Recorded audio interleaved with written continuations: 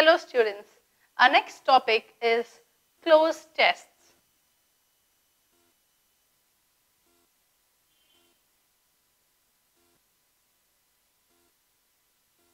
What's cloze test?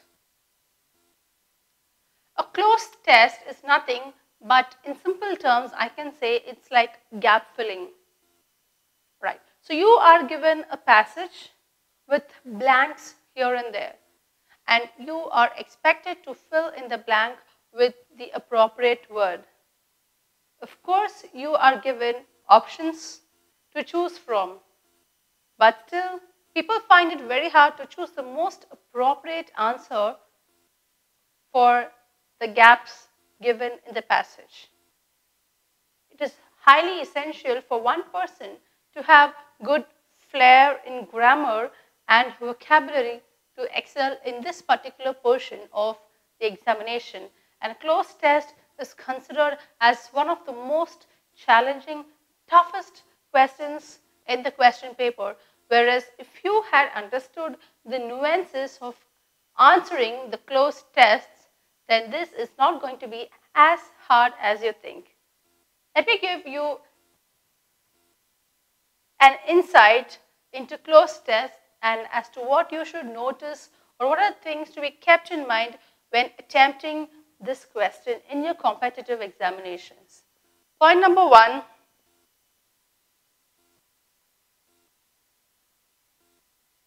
read thoroughly. So this is something which I share with all my students, reading thoroughly. We are almost, in a hurry, always in a hurry to give the answers. We are sometimes overconfident. We think we have got the answer and start answering, and that is where the first mistake happens. You are expected to read, not just read, but read thoroughly. Do not be in a hurry to answer your question, but take time, take enough time to read your question twice or thrice. Next is link the sentences. You should not forget that though there are many gaps and many sentences given, they all come under one passage. So there is definitely a link, a connection between each and every sentence, and you are expected to notice or to capture that particular link word so that you have the appropriate continuation of the passage. The next is the type word.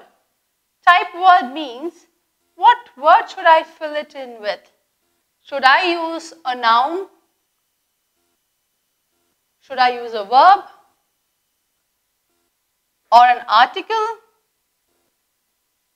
So you should be able to identify the type word. Before you answer, you should be able to identify which would suit better in the particular gap, whether it's going to be a noun, a verb, or article, or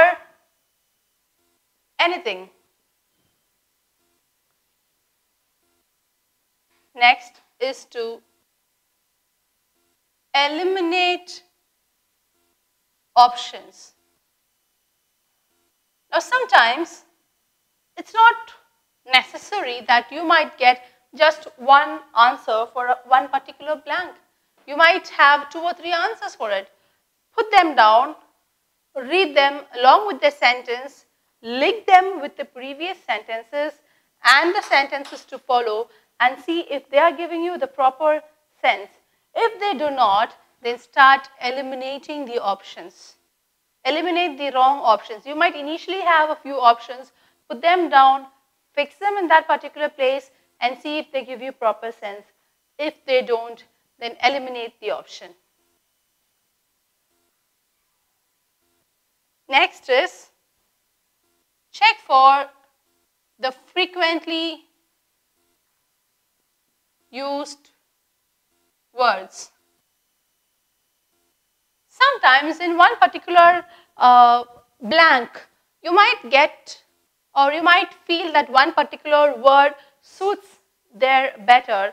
And if you find that particular word used many number of times in the passage, you can be rest assured that that would be the correct answer. So always look for the frequently used words in the passage. The next is to check the tone.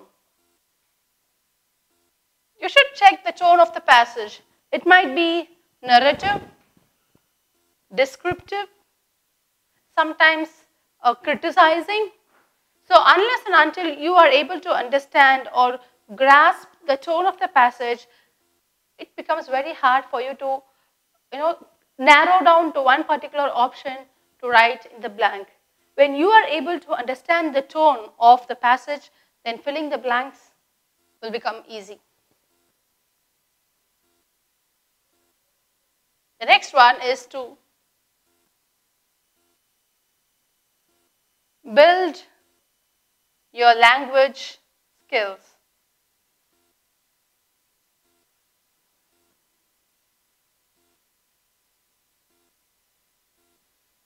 All what I can say for this is read, read, read and keep reading, right? So you have to build your language skills to the max to take up these questions.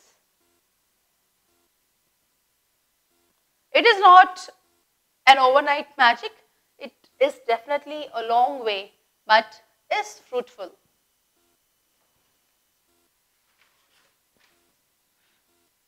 The last suggestion from my side is to practice. Practice makes a man perfect. This is not something new which I am sharing with you. I am sure you all know this better because you would have heard this n number of times, right? So even though you had, developed your language skills, I suggest you practice. Download enough worksheets and keep practicing to ensure that you are getting a smooth flow into the passage. Let's go through the tips once again. Read the passage thoroughly. Do not be in a hurry to answer the passages the moment you see the passage.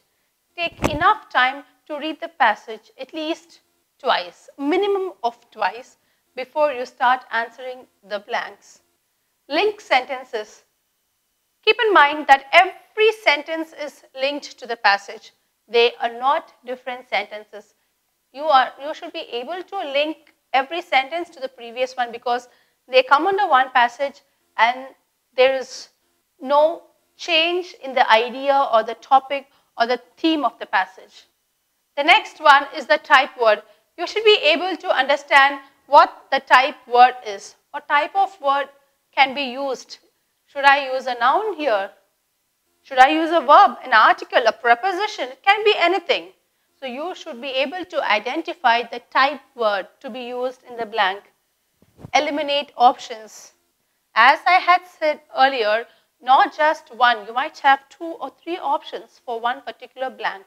You are expected to read, write all the options, place them in the blanks, reread and see if they give you proper sense. Read them along with the previous sentence and the following sentences, and doing that you would be able to eliminate the wrong options and narrow down to the right one. Frequently used words. Try to grasp or catch the frequently used words in the passage.